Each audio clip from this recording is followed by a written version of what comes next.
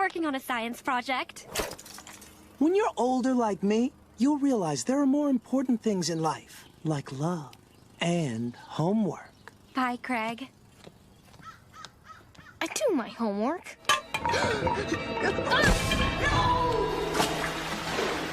You've trespassed on the domain of the Sewer Queen! Me! My staff.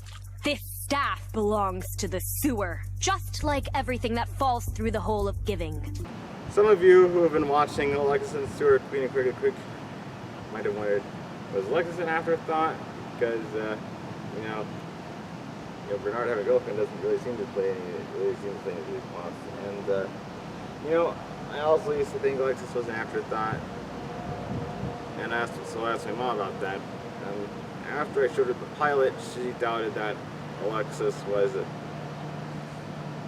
Luckily, she doesn't think Alexis was an afterthought because, you know, the way Alexis and Sewer Queen were introduced in Craig of the Creek's pilot, you know, Bernard made a point to Craig that, you know, when you're older, you'll find there are more important things in life, like love and homework.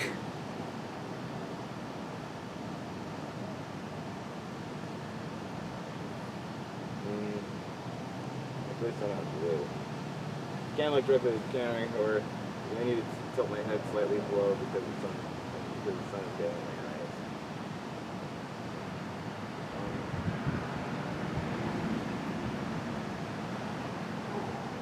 I better make this quick. Yeah, and the Sewer Queen, of course, Sewer Queen also played a big role in the pilot because Craig dropped his staff with a crystal thing with a diamond on top, and then Sewer Queen thinks it's the whole of giving.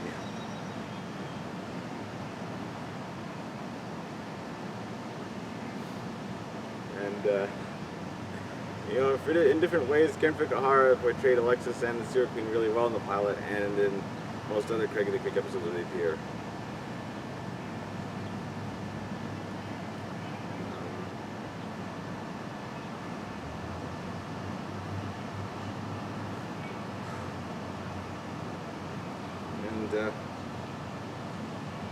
You know, and I've been talking with my mom a lot about this, and you know, that's nice to see that you know, the Stump Kids and all three Stump Kids and Alexis, it's fun to compare and contrast the different types of homes and families they have. Craig lives in a two-story house, so he has both parents and older brother and younger sister. Kelsey's only child who just has her father. They live in a house that's like directly borders other narrow houses. JP's family is in a one-story house. Kelsey has his older sister and mom. Dad who lives in Canada, since JP's mom is a pilot, and he can fly them anywhere for vacations. The flight she may take JP and his sister to visit their dad in Canada on some occasions. And Alexis, we also learned more on Alexis in turning the tables and lock out cold.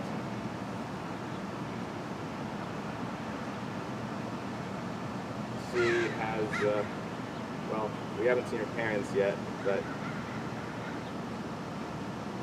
we know she has an older brother who's 10 years older than her and lives in Oregon. Well, you know, the Great Creekers we know live in Herkelton. I think is in probably New Jersey or Delaware, Maryland, Virginia. I forget exactly which state it was, if they ever stated state. Craig! Are you visiting your brother for lunch? Oh, that is so sweet. I wish I had a brother who would visit me. My brother is 10 years older than me and lives in Oregon with his fiancée, and we do not talk about the news. And Alexis, and in Montauk Cold, we learned Alexis lives in an apartment complex kind of like this one. It's a nice touch that her apartment letter is A, like A for Alexis. It makes it incredibly easy for Bernard and Stuart Queen to visit her there. Because she lives in the first apartment off by Florida.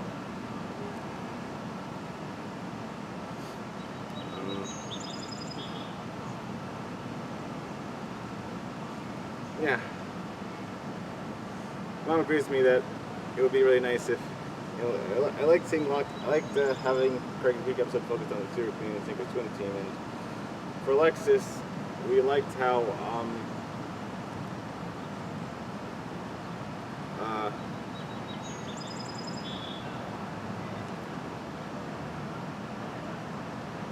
for Alexis, my mom agrees with me that it would be great to give Alexis a storyline focusing on her and whatever life she may have away from Bernard, whether that's with the elders, if they know that Alexis knows something that happened at the creek in the past that some kids may need to know about, or the witches of the creek, since she's about the same age as the witches of the creek, and it's likely that they all used to be friends together at the creek, since the witches since have been courting the creek enough to go back there every so often during the night, or any of the other creek kids if they happen to live in the same apartment complex as Alexis. It would be really nice to get Alexis' version of Jessica Shorts that way. Yeah, so in Turning the Tables, it's worth noting that even though Bernard and Alexis are the same age, they have families at that stage of life because Bernard is the oldest sibling in his family, and Alexis is the youngest sibling in her family, since she doesn't mention having any other siblings who are younger than her. So we can assume that her 10 years older brother is the only one she's got. Is the only sibling she has. So, yeah, I don't think Alexis was an afterthought, and neither was Stuart Queen, obviously. And since season 4 gave us a Craig Peak episode focusing on Stuart Queen, and it'd be really nice to see what they can do with Alexis, especially if she and Kelsey get to have the team-up episode of My Dreams that I've always wished to see with them. I know Alexis and Kelsey would make a great team because they have opposite personalities that would contrast all each other, opposite attracts. I know Alexis would make a brilliant big sister figure to Kelsey. Hey, Alexis, hey. Oh my gosh, Narnar? You made it to the secular holiday celebration after all. My parents aren't here, so we're getting a little buck wild, if you know what I mean. I'm not a good liar. Craig, a queen would never ask you to lie. I'm asking you to pretend. Oh, well, I'm real good at pretending. Now, there's a message I have to tell you about Karen Fukuhara that about which I need to tell you seriously. Because on Wednesday, March 16th, 2022, the day before St. Patrick's Day this year, she got struck by somebody outside a cafe, and I think it's really sad because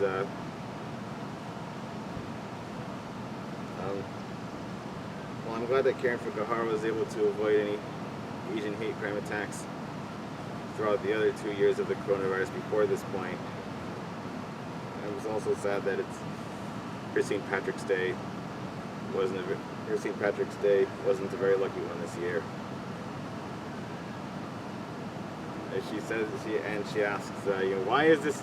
She asks something like, why is this something that we as victims have to think about? So, what satisfaction do they get from harassing or hurting or harming women, Asians, and the elderly? I mean, Karen Fukuhara is not elderly presently, but you got the idea, right? And she said that we as a community have to hold these attackers of women, Asians, and the elderly accountable. You know, Karen Fukuhara isn't elderly, but her stunt double, Emily Young from the Boys, is she's 25 years older than Karen, so she's actually, the funny thing is, Emily Young is actually old enough to play Karen Fukuhara's mother if they were on screen together.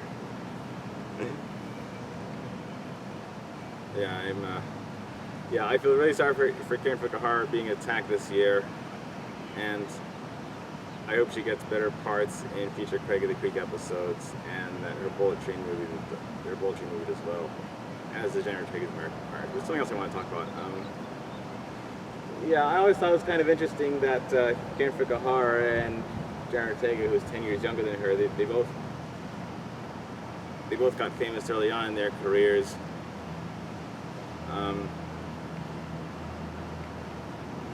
They both got famous early on in their careers. You know, the Karen Fukuhara in Suicide Squad, and Jenna Ortega in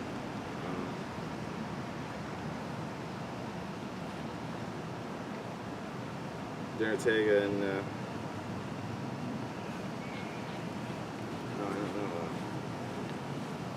lots of things, like Iron Man 3, Insidious 2, Yes Day.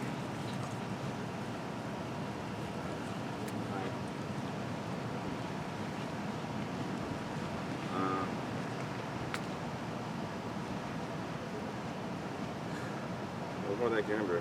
And she's also in the Disney Channel, live-action Disney Channel TV show Stuck in the Middle.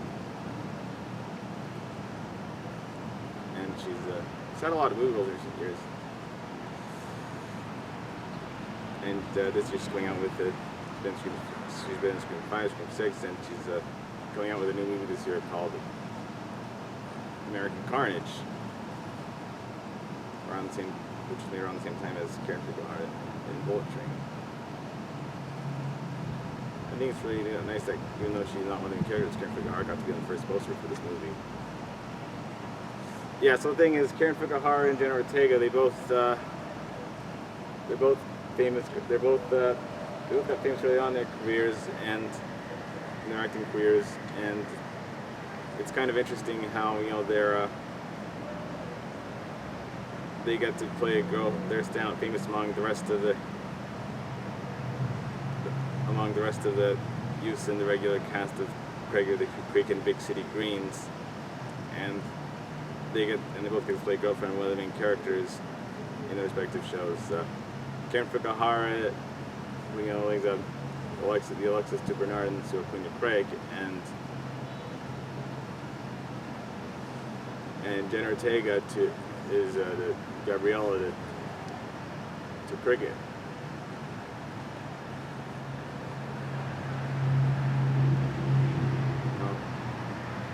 Because of Jodie Foster and Taylor Lautner, who did little animated television voice acting in their early career years, I've always been a bit worried that after Craig of the Creek and Big City Greens are over, Karen Fukuhara and Jenna Ortega may be too famous for voice acting again, since Jenna Ortega's movie roles in recent years are far bigger than and of a higher quantity than what Karen Fukuhara's gotten. I know there's a much bigger chance that Jenna Ortega will be too famous for voice acting next year than Karen Fukuhara when Craig of the Creek and Big City Greens have completed the original run. But since they're both from a newer generation than Jodie Foster, where there's a lot more variety in voice acting roles,